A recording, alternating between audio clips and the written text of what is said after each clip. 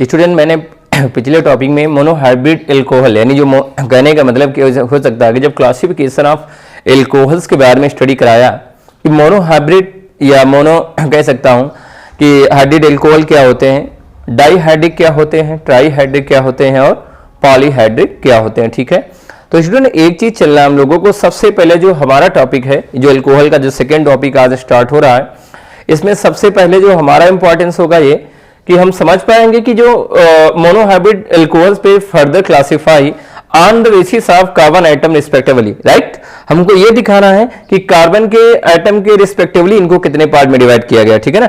तो जो सबसे इंपॉर्टेंट टॉपिक रहा, जो मैंने अभी उससे पहले कुछ इंपॉर्टेंट चीजों के बारे में डिस्कशन किया था, ठीक है, कि मोनोहाइड्रिक एल्कोहल को हम कैसे क्लासिफाई कैसे पहचान पाएंगे, ये मैंने बताया था कि अगर कोई कार्बन एटम, ठीक है, एक एल्किल ग्रुप से रिएक्ट होगा, जो एल्किल ग्रुप आइडेंटिफाई करता है अबाउट कार्बन को, ठीक है, तो उसी से अगर OH ग्रुप भी रिएक्ट होगा तो मैं कह सकता हूं कि उस कार्बन से जुड़ा हुआ ऐसा अल्कोहल प्राइमरी अल्कोहल कहलाएगा।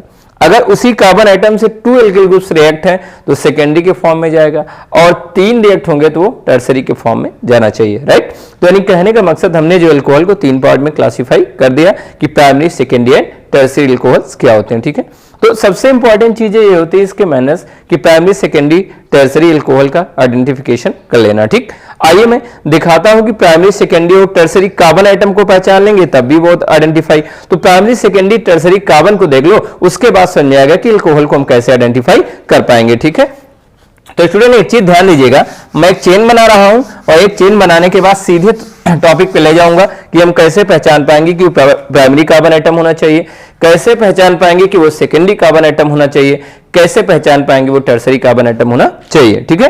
तो आइए सबसे पहले मैं स्टार्ट करता हूं टॉपिक पर। एक चेन कार्बन की बनाऊंगा, CH3, C, यहां पर CH3 गिवन है, और यहां पर भी CH3 गिवन है, और यहां पर भी क्या दिया है स्टूडेंट, CH, उसके ऊपर ठीक दिया है CH3, उसके बाद क्या दिया है CH2, और लास्टली क्या दिया है CH3। स्टूडेंट यहां पर मुझे आइडेंटिफाई करना है कि कौन सा कार्बन आइटम प्राइमरी होगा, कौन सा कार्बन आइटम सेकेंडरी होगा, कौन सा कार्बन आइटम टर्सरी और कौन सा कार्बन आइटम क्वार्टरनरी के फॉर्म में जाएगा, राइट। यानी कहने का मकसद, अगर ऐसा हम आइडेंटिफाई कर पा रहे हैं, समझ पा रहे हैं, तब भी हम जान पाएंगे। या मैं सीधे सीधे अल्कोहल के टॉपिक पर जाना चाहता हूं, तो अगर मैं यहां पर इसको ऐसे रिएक्ट कर दूंगा तब भी चलेगा, ठीक है। ये ध्यान दीजिएगा कि प्राइमरी, सेकेंडरी, टर्सरी कौन कौन से हो सकते हैं स्टूडेंट। तो यहां पर मान लो आइडेंटिफाई कर दिया जाए, चलो बताओ प्राइमरी कौन होगा, सेकेंडरी कौन होगा, टर्सरी कौन होगा और क्वार्टरनरी के फॉर्म में कौन जाएगा, ठीक। तो सबसे पहले स्टूडेंट ये देखिए, यहां बैलेंस करना सीखो कि ये कार्बन आइटम केवल एक कार्बन से जुड़ा हुआ है, यानी इससे बैलेंस ही तो 4 शो करेगा, फिक्स है, लेकिन ये कार्बन आइटम 2 हाइड्रोजन के साथ रिएक्ट है। 2 हाइड्रोजन के साथ रिएक्ट होने के साथ उसके साथ एक OH यानी अल्कोहल या हाइड्रॉक्सिल ग्रुप अटैच है। तो मैं कह सकता हूं कि ये कार्बन केवल एक कार्बन आइटम से यानी लेफ्ट साइड में रिएक्ट है, तो इसको हम बोलेंगे प्राइमरी कार्बन आइटम और 1 डिग्री से रिप्रेजेंट करेंगे, ठीक है। अब बात नंबर 2 आ रही कि ये किससे रिएक्ट है, तो ये कार्बन आइटम इससे भी जुड़ा है और इससे भी जुड़ा हुआ है, ठीक है। तो दोनों से रिएक्ट होने का मतलब क्या होगा कि ये जो कार्बन होगा वो सेकेंडरी के फॉर्म को इंडिकेट करना चाहेगा, राइट। और ये देखिए यहां पर ये कार्बन इससे भी अटैच है, इससे भी अटैच है और इससे भी, तो ये जो कार्बन आइटम होगा ये हमारा कौन सा होगा, टर्सरी कार्बन आइटम इंडिकेट करेगा। ध्यान दीजिएगा स्टूडेंट, प्राइमरी कार्बन, सेकेंडरी और टर्सरी। और स्टूडेंट यहां पर अगर बात की जाए, मैं देख रहा हूं कि इसकी चारों वैलेंसी जो कार्बन से इंडिकेट कर रही है, ये कार्बन इससे जुड़ा है, ये कार्बन इससे जुड़ा है, ये कार्बन इससे जुड़ा है और ये, तो ये स्टूडेंट क्या कहलाएगा, 4 डिग्री और क्वार्टेनरी फॉर्म। यानी कहने का मकसद, अब मेरी बात समझ में सारे तरीके में आ गई कि कार्बन आइटम कितने टाइप्स के होते हैं। तो मैं कह सकता हूं carbon item on the basis of react with carbon item attachment, it may be classified into 4 category. First primary carbon item, ठीक है, secondary carbon item, tertiary carbon item and quaternary और 4 डिग्री कार्बन आइटम, ठीक है। Complete करिए student, जल्दी से जल्दी complete करो, उसके बाद आगे स्टार्ट करते हैं।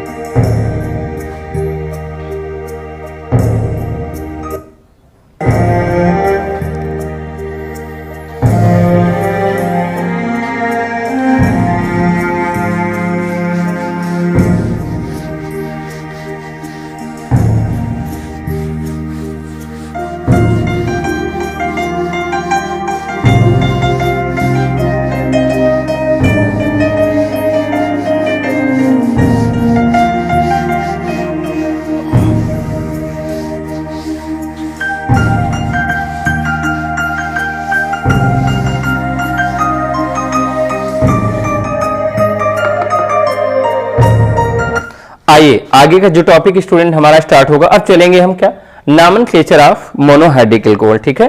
क्या चलेंगे, nomenclature of monohydric alcohol, monohydric alcohol. Student एक चीज रिमेंबर कर लेना, ध्यान देकर चलना है कि मोनोहाइड्रिक एल्कोहल का नॉमेनक्लेचर कैसे किया जाएगा, ठीक है। तो नॉमेनक्लेचर के लिए सबसे इंपॉर्टेंट चीजें ये हैं कि जो मोनोहाइड्रिक एल्कोहल है इसकी टोटल 3 प्रोसेस होती है नॉमेनक्लेचर की। जो फर्स्ट होगी हमारी, टोटल 3 प्रोसेस में कौन कौन सी होगी, सिंपली हमको समझ के चलना है। पहली प्रोसेस होती है सबसे फर्स्ट, जिसको हम बोलते हैं common system, common system, right. तो जो सबसे पहली सिस्टम होगी वो क्या करेंगे, कॉमन सिस्टम।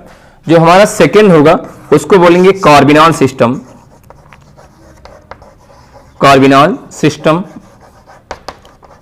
स्टूडेंट जो हमारा थर्ड होगा, जो सबसे इंपॉर्टेंट होगा, उसको हम बोलेंगे IUPAC system, IUPAC system, right.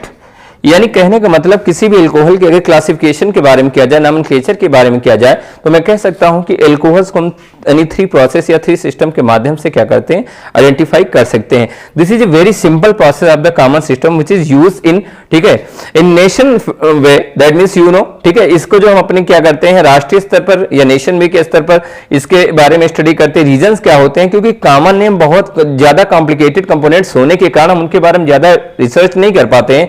तो क्यों, क्योंकि वो on the basis of source, यानी कह सकते हैं on the basis of sources को पाया गया। लेकिन बात की जाए कार्बिनॉल सिस्टम, तो दिस इज आल्सो पोर्टेड रूढ़िस, राइट। ये भी एक प्रकार की रूढ़ पद्धति होती है। मैं समझ सकता हूं कि इसके अकॉर्डिंग भी ज्यादा नॉमेनक्लेचर हम नहीं कर सकते, क्योंकि डिपेंड करेगा कि वो इंटरमीडिएट किस टाइप से बना होगा, ठीक। और जो तीसरा सिस्टम होता है स्टूडेंट, जिसको बोलते हैं international union of pure and applied chemistry, यानी IUPAC सिस्टम। इसका मेन मकसद होता है कि उन कंपोनेंट्स को, यानी उस कंपाउंड्स को या उन मॉलिक्यूल्स को हम क्या करें, इंटरनेशनल लेवल पर उनकी स्टडी करें, राइट। तो इसका मतलब इनका सोर्स बहुत ज्यादा होना चाहिए। इनकी रिसर्च ऑफ द लेबोरेटरी होती है, इनको लगातार हम क्या करते हैं, प्रिपरेट करते रहते हैं लेबोरेटरी में। और इनके हर नेचर यानी फिजिकल एंड केमिकल नेचर और डिफरेंट टाइप्स के natures about reaction and mechanism के बारे में वेल स्टडी हम लोग करते हैं। तो जब इनकी अच्छी खासी स्टडी करते हैं, इसलिए हमें इनकी